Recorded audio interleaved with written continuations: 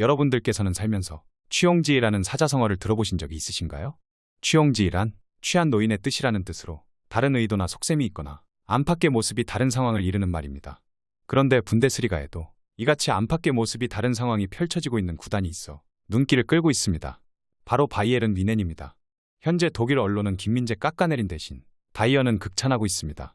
독일 최고의 축구 전문지가 에릭 다이어의 활약을 놓고 바이에른 뮌헨의 기대에 부응하고 있다며 긍정평가를 내린 것입니다. 현지 매체 키커는 다이어가 데이비드 알라바와 제롬 보아탱을 연상시킨다고 주장했습니다. 그러면서 겨울에 이적한 다이어가 확실히 기대에 부응하고 있다고 말할 수 있다고 평가했습니다. 뮌헨은 독일 분데스리가 21라운드 레버쿠젠 원정에서 0대3으로 완패했습니다. 뮌헨은 16승 2무 3패, 승점 50점으로 2위를 유지한 반면 레버쿠젠은 뮌헨과의 격차를 5점으로 벌리는 데 성공했습니다. 이날 다이어는 3백의 중앙 수비수로 선발 출전했습니다. 앞서 경기 전에는 벤치로 내려갈 것으로 전망됐지만 토마스 투엘 감독은 다이어를 선발 출전시켰습니다. 대신 김민재가 아시안컵에 떠나 있을 동안 선발로 나섰던 마테이스 더리우트를 벤치로 내렸습니다. 투엘의 선택은 대실패였습니다. 뮌헨은 전반에 1골과 후반에 2골을 얻어맞아 3골 차 완패를 당했습니다. 축구 팬들은 이날 패배의 원인 중 하나로 다이어의 끔찍했던 수비력을 지목했습니다. 다이어는 경기 내내 손가락으로 김민재에게 지시를 내리며 위치를 조정했습니다. 물론 최후방에 서 있는 수비수인 만큼 경기장을 넓게 바라볼 수 있어 지시를 내리는 역할에 적합했던 건 맞지만 실력을 따졌을 때 토트넘에서 전력 외 선수로 분류됐던 다이어가 김민재에게 지시를 내릴 만한 입지를 가지고 있느냐는 또 다른 문제였습니다. 다이어가 좋은 수비를 보여줬다면 이해할 수 있겠지만 이날 다이어는 가장 중요한 안정감이 굉장히 떨어지는 모습을 보였고 경기 내내 불안함을 자주 노출했습니다. 축구 통계 매체 품몹 기준 평점도 6.2점에 그쳤는데 수비진 중 가장 낮은 평점이었습니다. 태클 성공률은 0%였고 지상 공중볼 경합은 통틀어 총 7번이나 실패했습니다. 소파스코어에 따르면 6.8점으로 평점은 김민재와 같았으나 턴오버 17회를 기록하며 수차례 레버쿠젠의 공격권을 넘겨줬습니다. 만족스러운 경기력은 절대 아니었습니다. 그러나 어째서인지 키커의 시선은 달랐습니다.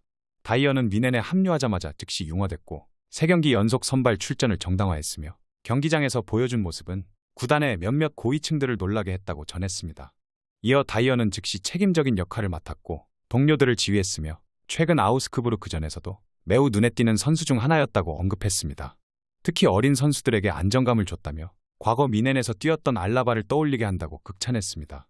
키커는 다이어가 매우 개방적이고 순종적이며 중앙 수비로 나서 큰 소리와 몸짓으로 경기를 했던 알라바 같다고 평가했습니다. 또 다이어는 뛰어난 패스 능력으로 깊은 인상을 줬고 뮌헨 수비에서 가장 믿음직한 선수라며 정확한 중장거리 패스는 과거 보아탱이 보여줬던 것처럼 경기 향방을 바꿀 수 있다고 보아탱까지 거론했습니다. 키커는 이렇게 다이어를 극찬하고 있지만 이는 믿을 수 없는 평가입니다. 100년 역사를 자랑하는 독일 내 권위 있는 언론이긴 하지만 이번 시즌 내내 김민재에게 박한 평가를 내렸던 것과는 너무 다릅니다. 앞서 시즌 전반기 종료 후 김민재에 대해 나폴리에서 새로 영입된 이 선수는 휴식이 필요했음에도 불구하고 필연적으로 주전 센터백으로 활약했지만 명암이 존재했다고 다소 낮은 평가를 내렸습니다. 그러나 합류한 지 얼마 되지 않은 다이어에게는 벌써부터 뮌헨 기대에 부응하고 있다며 호평일색입니다. 도무지 알 수 없는 평가 기준으로 축구 팬들은 매체를 불신하고 있습니다. 실제로 다른 매체들은 해리 케인과 에릭 다이어의 저주를 언급하며 그들을 비판하고 있습니다. 바이에른 뮌헨이 우승에서 점점 멀어지자 무관인 토트넘에서 건너온 선수들이 안 좋은 소리를 듣고 있는 것입니다. 영국 매체 데일리스타는 경기 후 케인과 다이어의 토트넘 트로피 저주가 뮌헨을 괴롭힌다며 조롱 섞인 발언을 내뱉었습니다. 두 선수는 토트넘에서 활약하다가 케인은 올 시즌 직전 뮌헨 유니폼을 입었고 다이어는 지난 1월 뮌헨으로 이적했습니다. 이들은 토트넘에서 무관의 서름을 떨치고자 지난 시즌 포함 11연속 분데스리가 우승팀인 뮌헨으로 건너왔지만 레버쿠젠에 밀려 2위로 올 시즌을 마칠 상황에 놓였습니다. 데일리스타는 케인이 이날 경기에서 내내 고립된 모습을 보였고 다이어도 상대의 공격에 매서움만 느꼈다면서 팬들은 이런 두 선수를 보고 그들의 우승 트로피 사냥은 영원할 것이라고 조롱하고 있다고 전했습니다. 다이어 영입의 후폭풍은 여기서 그치지 않습니다. 뮌헨의 월드클래스 수비수 마타이스 데리우트가 언해피를 외친 것입니다. 그는 김민재와 에릭 다이어에게도 자리를 내주며 후보 센터백으로 전락했습니다. 한 시즌 만에 벤치로 밀려난 데리우트는 현 상황이 불만입니다. 독일 매체 스카이 스포츠 독일판의 플로리안 플레텐베르크 기자는 SNS를 통해 데리우트가 여름 이적 후보라는 보도에 많은 이가 놀랐다고 전했습니다. 이어 데리우트는 토마스 투엘 감독 체제에서 주전 선수가 아니며 최근 좋은 경기력에도 레버쿠젠전 데리우트는 90분 동안 벤치에 앉았다고 상황을 전했습니다. 다이어에게도 밀린 데리우트는 후보 센터백으로 내려앉으며 불만이 더욱 커졌습니다. 지난 시즌 공식전 43경기에 나선 그는 불안한 바이에른 미넨 후방에 안정감을 불어넣으며 분데스리가 11연패에 이바지했습니다. 이적 한 시즌 만에 핵심적인 역할을 맡으며 세계적인 수비수임을 증명했습니다. 그러나 이번 시즌 김민재가 입성하면서 입지가 흔들리더니 다이어 영입 후에는 투엘 감독 눈밖에 난 수준입니다. 데리우트는 한 시즌 만에 추락한 입지에 불만을 품었고 여름 이적 시장에 팀을 떠날 가능성이 커지고 있습니다. 이런 상황에서 투엘 감독은 아랑곳하지 않고 새로운 수비수를 영입해 수비 보강에 불을 켰습니다. 플레텐베르크 기자는 데리우트의 계약이 2027년까지 유효하지만 자신의 상황에 불만족하고 있다고 전했습니다. 네덜란드 국가대표인 데리우트는 아약스와 유벤투스를 거쳐 지난 시즌 바이에른 미넨 유니폼을 입었습니다. 탄탄한 피지컬과 안정적인 빌드업 능력을 갖춘 그는 아약스 시절부터 큰 무대에서 맹활약하며 자신의 실력을 입증했습니다.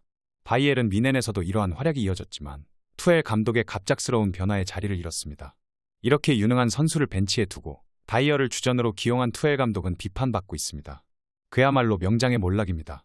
한때 유럽을 제패했던 토마스 투엘 감독이지만 현재는 전술적 선택에 대한 의심과 비판을 받고 있습니다. 대패 이후 투엘 감독을 향한 비판이 이어지고 있는데 이번에는 투엘 감독이 마테이스 더리우트를 외면하고 다이어를 선발로 내세운 선택이 결과적으로 자신의 목을 스스로 조르는 선택과 같았다는 지적이 나왔습니다. 영국 디애슬레틱은 미넨에서 더리우트 대신 다이어를 선택하는 건 투엘 감독이 고를 수 있는 위태로운 길이고 투엘 감독의 선택은 이해하기 어려웠다고 강조했습니다. 그러면서 더리우트는 미넨에서 중요한 선수이며 그를 선발 명단에서 제외시키는 건 투엘 감독 개인의 선택처럼 보였고 이는 투엘 감독이 미넨 내 팀 계층 구조와 팀의 리더의 지위를 무시한 또 다른 예시라며 투엘 감독의 선택을 비판했습니다. 더리우트가 컨디션이 안 좋아도 다이어에게 밀릴 정도의 실력이라고 하긴 힘듭니다. 다이어는 토트넘에서도 벤치에 머무르는 선수였고 객관적으로 높은 평가를 받지 못하는 선수입니다. 더리우트의 경기력이 많이 떨어졌다고 해도 다이어에게 밀릴 수준이라고 할 수는 없습니다. 디애슬레틱은 미넨이 이번 시즌 레버쿠젠전에서 미넨의 빌드업을 조율하는 선수로 왜 더리우트보다 재능이 부족한 다이어가 선택됐는지는 설명하기 힘들다고 주장했습니다. 매체는 다이어가 레버쿠젠전에서 최다 기록인 129번의 터치를 기록했는데 어느 것도 경기장에서 의미 있는 플레이가 되지 못했다며 다이어의 경기력을 지적했습니다. 이어 다이어의 선발은 더리우트의 불만을 키웠고 만약 투엘 감독이 레버쿠젠전 패배 이후 더욱 중요해진 라치오와의 경기 선발 명단에서 다시 한번 더리우트를 제외한다면 더리우트는 자신의 위치를 알게 될 것이라고 덧붙였습니다. 다이어를 원망하는 선수는 이뿐만이 아닙니다. 케인도 미넨의 낮아진 우승 확률에 점점 우승길을 잃어가고 있습니다. 케인은 2012-2013 시즌 프리미어리그 무대를 밟은 이래로 11년 동안 케인은 우승 트로피를 들어본 적이 없습니다. PL 득점왕 3회 등을 기록할 정도로 개인 기량은 의심의 여지가 없는 선수지만 유독 우승과는 인연이 없었습니다. 케인이 주전으로 활약하기 시작했던 2014-2015 시즌 그는 리그에서 21골을 넣었지만 동화 같은 우승을 이뤄낸 레스터시티에 밀려 3위에 머물렀습니다. 다음 해에도 케인은 25골을 넣어 더욱 발전했으나 이번에는 첼시라는 산을 넘지 못해 리그 2위에 만족해야 했습니다. 케인의 대단한 활약에도 토트넘은 좋은 성적을 내지 못했습니다.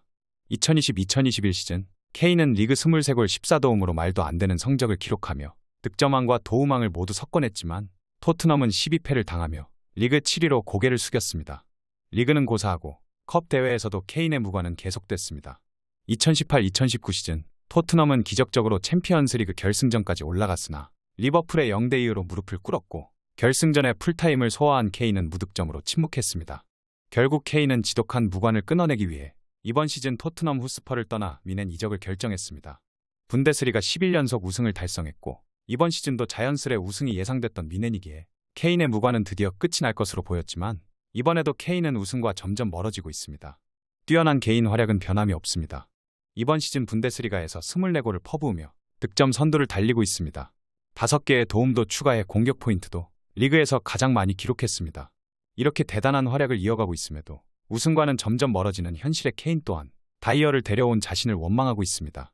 과연 케인과 다이어의 대환장 조합으로 이번 시즌 미넨이 어떤 성적으로 마무리하게 될지 귀추가 주목되고 있는데요. 저는 이미 다이어가 미넨으로 가는 순간 우승은 힘들다고 생각했습니다.